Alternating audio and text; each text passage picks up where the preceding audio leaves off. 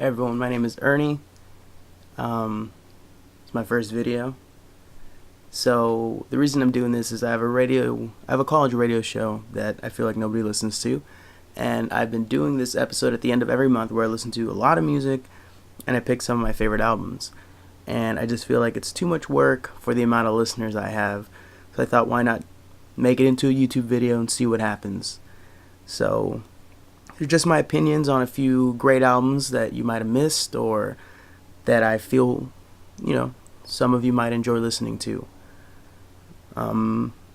As I make more of these, you'll start to know my taste in music, so it may not fall in sync with yours, and it's okay. We don't all like the same bands or genres of music. But if I've missed anything that you think I should be listening to, definitely leave it in the comments. I'll check it out. So let's just get the video going. I hope you like it. Here we go. So the first album is a debut album by Los Angeles-based band The Regrets, and it's called Feel Your Feelings Fool. On January 13th of 2017, it was released by Warner Brothers Records. Honestly, a bit surprised they're on a major label, but don't let that scare you. They still managed to keep that small label sound and feel. If you're looking for fun, upbeat rock music with just a touch of grit, you found the right album for you. I'd direct you to the single Hey Now just to sort of introduce you to the album. The next album I'd recommend is by the band The XX, and it's called I See You, released on the 13th of January 2017 by the Young Turks record label. It's the third album by the English trio, and honestly a great comeback album. It had been about 4 years since their sophomore effort Coexist, and honestly I was itching for something new. And the band delivers on their signature sound, sort of rarely straying from what they do best. And honestly, in the case of this record, it's not a bad thing. There are a lot of great tracks on this one, but I would send you to the song I Dare You, which is my personal favorite on the record. So we're going to move on to the sophomore effort by the English band Menace Beach. They released Lemon Memory on January 20th of 2017 on the label Memphis Industries. The album is 10 tracks of surf garage rocky tunes, so if you're into it, definitely grab that. And if you're like me and you like collecting records, unfortunately they're all sold out of their yellow version with the scratch and sniff sleeves, but you can still find their 180-gram standard black version on their Bandcamp. If I had to recommend one song from the album for you to check out, I think I'd go with Maybe We'll Drown. Another sophomore effort released on January 20th of 2017, this one by the band The Proper Ornaments, and the name of the album is Foxhole, released on Slumberland and Tough Love Records. This is definitely an album for those of us with a soft spot for 60s era psychedelia and an appreciation for bands that wear their influences on their sleeves. And for us vinyl fans, again, the band still has copies of their red and white variation of this album available on their Bandcamp page. The song that I'd recommend to check out is called Back Pages. This brings us to the 10th studio release by the band AFI called The Blood Album, released on January 20th by Concord Records.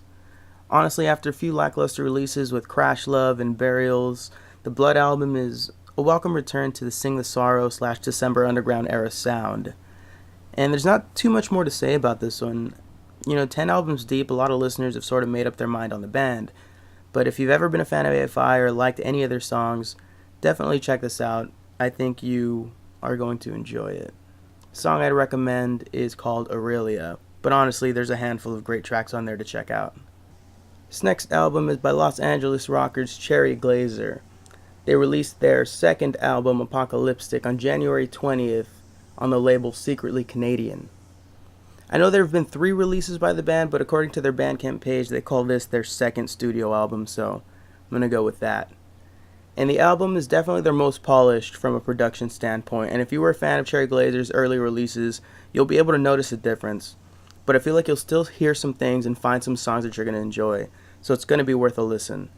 And if I could only tell you to listen to one song, it'd be Told You I'd Be With the Guys. One of the first singles off of the album. Has a pretty cool video. Check it out. And following up his 8th studio album, Emotional Mugger, we have Ty Segall, who released his second self-titled album on January 27th of 2017 on Drag City Records. So don't confuse this with his first self-titled, I don't know how many years ago that was, but the album's full of Segall's signature lo-fi psychedelic garage rock. So if you're a fan of what he's put out before, you know what you're in for, you know you're going to like this album. Key track I'd recommend is Break a Guitar. Check it out if you like that, dive into that album. We're going to move on to the Flaming Lips. They released their 14th studio album called Oczy on January 13th, of course on Warner Brothers Records.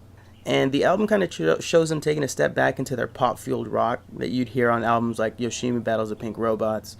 But interlaced between those songs are haunting and atmospheric pieces that show that despite writing a few great pop rock songs, they're not completely finished with the experimentation seen on albums like 2009's Embryonic or 2013's The Terror.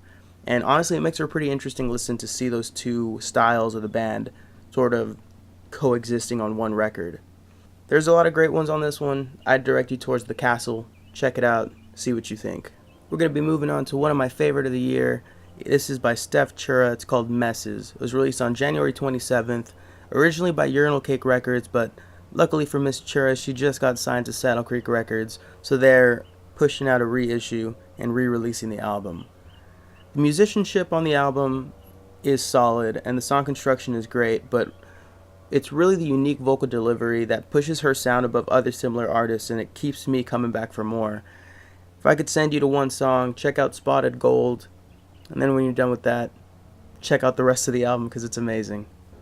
The last album I have for you is the fourth installment in the discography by Swedish post-rock band Lights in Motion. The album Dear Avalanche was released January 20th on Deep Elm Records, and it delivers on what the band has promised fans with their previous releases. Elegant arrangements, excellent musicianship, and pieces that just bleed emotion, yet still hold on to their subtlety. And if you've never heard of them and you want an introduction, check out the song Feathers. I hope you like it. So that was 10 great albums released in January of 2017 that I think you should give a listen to. Let me know what you think. Let me know if you like the video.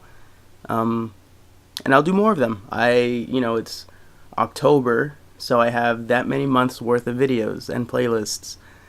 Again, let me know what you think. If there's some albums that I missed, leave them in the comments. Let me know. I'll check them out. And in the description, I'll put some links to some social media if you want to follow me there, or I'll link to some playlists with the songs that I mentioned so you can go to one place and hear them all. Again, thank you for watching, and constructive criticism is welcome. So, let me know. I'll catch you in the next video. Thank you.